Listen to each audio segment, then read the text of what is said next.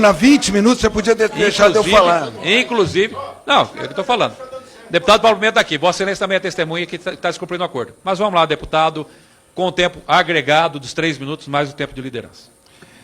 Senhor ministro, o senhor veio aqui, disse que não ia falar sobre o pacote anticrime, não ia... Senhor ministro, o senhor veio aqui, disse que não ia falar no pacote anticrime, não ia falar no decreto e ia fazer uma exposição. Portanto, o senhor não falou no objeto e nem apresentou um plano nacional de segurança pública. Apresentou medidas, não um plano nacional de segurança pública. Em segundo lugar, o senhor fala da agressividade. Não, são perguntas que incomodam o senhor. O senhor deveria enfrentá-las, mas o senhor não as enfrenta. Em terceiro lugar, ministro, dizer o seguinte: o senhor diz que impacto econômico do seu projeto não foi feito porque isso é um pedido da oposição. Não, é o artigo 113 da Constituição. 113 da Constituição, no ato das disposições constitucionais transitórias, que exige impacto financeiro. Isso, ministro, o senhor falou dos erros. Um dos objetivos do seu pacote é a questão do combate à corrupção. Mas, ministro, eu li esse livro aqui, O Espetáculo da Corrupção. E esse livro é do Valfrido Vardi. Ele diz como um sistema corrupto e o modo de combater eles estão destruindo o Brasil. O senhor era juiz. E, como juiz, se portou para além de ser juiz, com protagonismos, exerceu o papel de polícia, de Ministério Público, e quando fez com luzes, Vossa Excelência esqueceu de fazer o que os países avançados fazem. Como eles combatem a corrupção?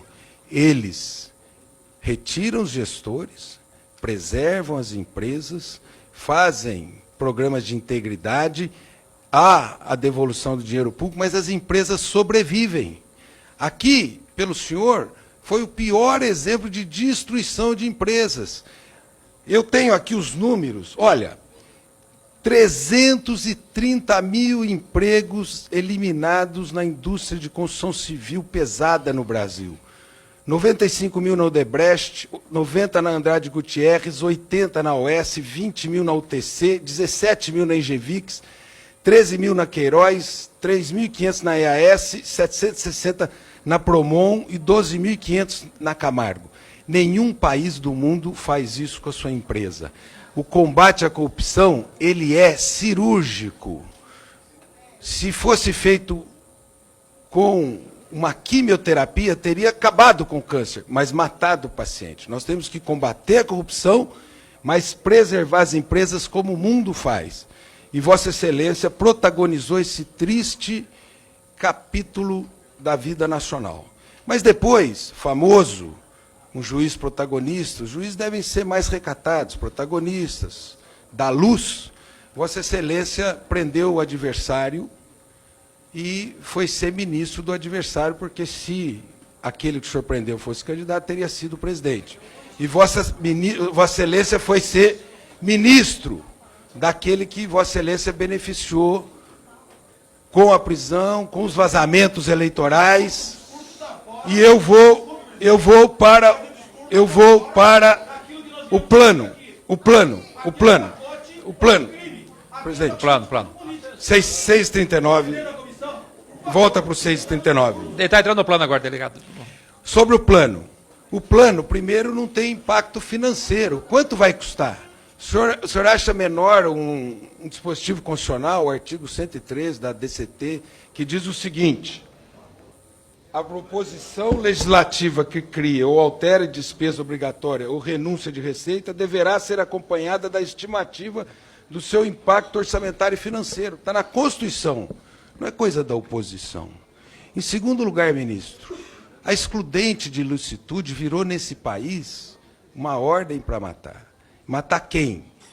O Witzel, com helicóptero, ele atirou em evangélicos numa tenda. Crianças que estavam indo para a escola.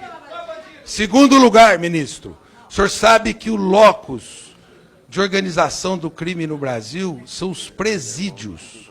E o senhor, sem impacto, aumenta o público, sem dizer quem vai sair, e ao mesmo tempo, vai aumentar a violência na nossa sociedade. E terceiro, ministro, a legalização das práticas ilegais que Vossa Excelência adotou no Paraná. E aí eu vou dizer quais que está no seu projeto.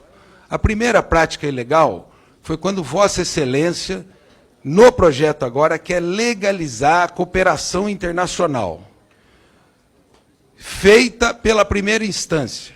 O que deu aquela cooperação internacional com os Estados Unidos? Os Estados Unidos da América treinaram os promotores, conseguiram com eles pactuar 2,5 bilhões que, pasmem, senhores, estão ficando com os promotores e com a 13ª Vara de Curitiba. 2,5 bilhões, tentando legalizar nesse seu pacote. Tentando legalizar nesse seu pacote. Como Vossa Excelência quer legalizar práticas como a questão do 2º grau, que se fosse legal, Vossa Excelência não proporia, que é a mudança no Código de Processo Penal. Por último, o senhor tocou no tema do COAF.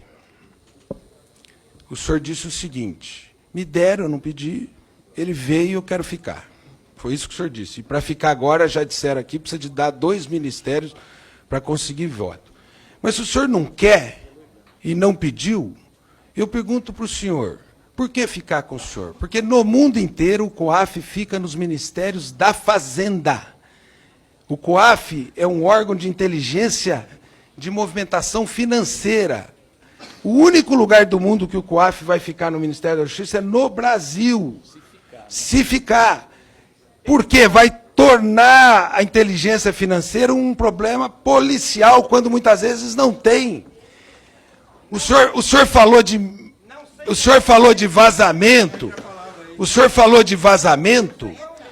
O senhor é conhecido como uma pessoa que quebrou o sigilo, sendo juiz de 1º grau, de uma conversa de uma presidente da República.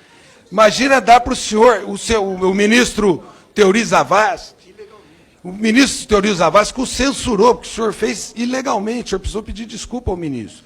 Mas, o que o senhor quer agora? O senhor mesmo disse, vazamentos acontecem, mas aconteceram quando o senhor era ministro, era juiz. O que nos dá a certeza que esses vazamentos não vão acontecer quando o senhor está na condição de ministro para fazer a espionagem de adversários e fazer também uso desses vazamentos para pressionar? Porque eu termino. Porque todos aqui, é o tema, ele falou do COAF, ele está defendendo aqui, nas vésperas da votação do COAF, que o COAF fique com ele. O COAF, que no mundo inteiro está no Ministério da Fazenda, ele quer que o único país que fique no Ministério da Justiça seja o dele. E ele pode pedir ao COAF todas as movimentações financeiras estranhas, ilegais. E ele fala em vazamento sendo uma pessoa que tem precedentes de vazamento quando exerceu o papel de juiz. E o COAF já vazou, sim. Como teve vazamentos na Receita Federal em relação a ministro do Supremo, ministro do STJ, etc. Eu quero perguntar isso, ministro, para concluir. Porque todo esse show que Vossa Excelência fez, que resultou na eliminação da indústria da construção civil brasileira, te deram o cargo de ministro. Agora eu sei que tem o fundo eleitoral em Curitiba e parece que o senhor tem um projeto de ser candidato à presidência da República. Eu queria saber se essas seguranças o senhor está dando à sociedade brasileira, que não vai ter vazamento.